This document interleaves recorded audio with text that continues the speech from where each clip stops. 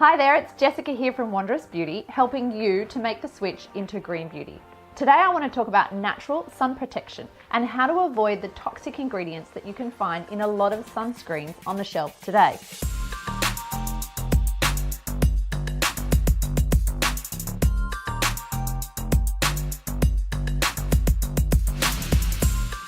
Obviously, here in Australia, we love to get out in the sun, especially here at Bondi, and head down to the beach. But what we also know is those sun rays can be really strong, can burn our skin, and that can lead to skin cancer, which we all really want to avoid. That vitamin D that we soak up from the sun is super important for our bodies. It helps us to have strong bones, it helps regulate our immune systems, and does all sorts of wonderful things, as well as making us just feel great.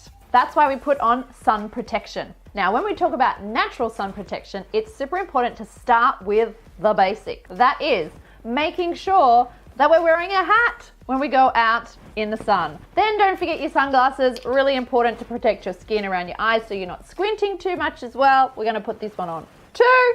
And then before you ever put sunscreen on, think about wearing a rash vest as well, or sitting under the shade of a tree or something like that. That's where natural sun protection starts. So once you've got those natural basics under control, then we can start having a look at the sunscreen that you're using. Have you turned it around to have a look and checked on the ingredients? You'll most likely not be able to pronounce most of the words there. They are real chemical experiments. Now, it's super important that we protect our skin from the sun's rays, and that's all of the sun's rays, the UVB, the UVA as well. In most of those conventional sunscreens, you will find that they're using what's called a chemical filter, as in a synthetically created chemical ingredient that is used to sit on your skin and actually be absorbed by your skin, and then some of it gets into our bloodstream, and that's where the problem happens. And that chemical sunscreen is then what is protecting you from those rays and pushing them away. But the issue there is that a lot of those chemical filters and those chemical ingredients that have been used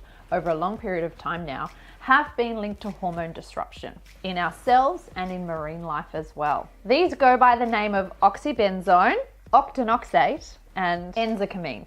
Many of these synthetic or chemical filters that are used in sunscreens are actually derived from petroleum, which, as we know, the manufacturing of that leads to major environmental pollution.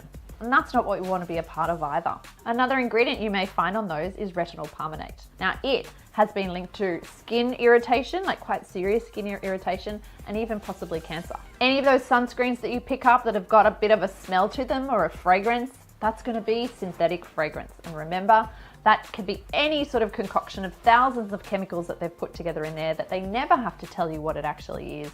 And they have been directly linked to hormone disruption. So messing with your hormones, let alone what that then does when it makes its way into the oceans, which is when it's washing off when we're swimming, right? So all of these we want to avoid, and there are alternatives. You can switch into natural sunscreens and they really work. Now, the main difference with natural sunscreens is they don't use those chemical filters. They use mineral filters, and that's a natural ingredient.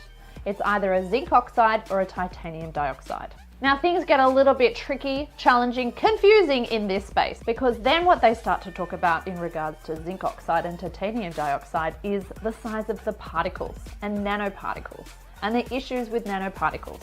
So nanoparticles, as the name suggests, means really tiny, and we're talking really tiny. And obviously, the smaller the particle, the more likely it is to be absorbed into the skin. And we don't want the zinc oxide or the titanium dioxide actually absorbing into our bloodstream. So it's important to then investigate a little bit further as to what size the zinc oxide or the titanium dioxide is. Confusing? Yes, it is. So it's the non-nanoparticle sized zinc oxide, which is considered to be natural as well as non-toxic for us and for marine life. Now, you've probably also heard about banning sunscreens to save our coral reefs, particularly in Hawaii. So yes, they have had studies now which have directly linked those three synthetic chemical filters that we talked about before and zinc oxide and titanium dioxide. They were all tested to see their impacts on coral. So these are done in isolated studies. That's what they do in these scientific experiments. They have to take the coral not in its actual environment, take it out and scientifically study it and look at different levels of each of those chemicals basically and see what impact it has on the coral. Does it bleach them or not? Because that is the concern, that the ingredients in our sunscreens are washing off us and into our waterways and into our oceans, and then impacting on the coral and their whole system that they've got going on, and they become bleached and dying basically. So yes, they have linked those ingredients to it, and even small amounts of the zinc oxide and the titanium dioxide as well though. When you dig a little bit deeper into this, you also find though that those scientists and environmentalists who are working at saving our coral reefs are saying that switching our sunscreen is only a small part of that puzzle, and that it actually is distracting us from the bigger picture of what is really impacting on coral reefs. We do need to be careful in thinking that just by switching out our sunscreen, we're going to save our coral reefs. There is a much bigger problem here, which is climate change, acidification of our waterways, the runoffs from the herbicides from farming that has been used, and the silt that is ending up in our waterways that is changing all sorts of things in there. And they say that the rising water temperatures because of climate change on the whole is actually the biggest impact on our coral reefs and the cause of coral bleaching. So we don't want to just be looking at switching out our sunscreen, but really impacting in that area is going to take a lot more massive change, and looking at your carbon footprint. So go natural with your sun protection and avoid those toxic sunscreen ingredients. And we look forward to helping you further. So it's with love and wildness, I'll say see you later.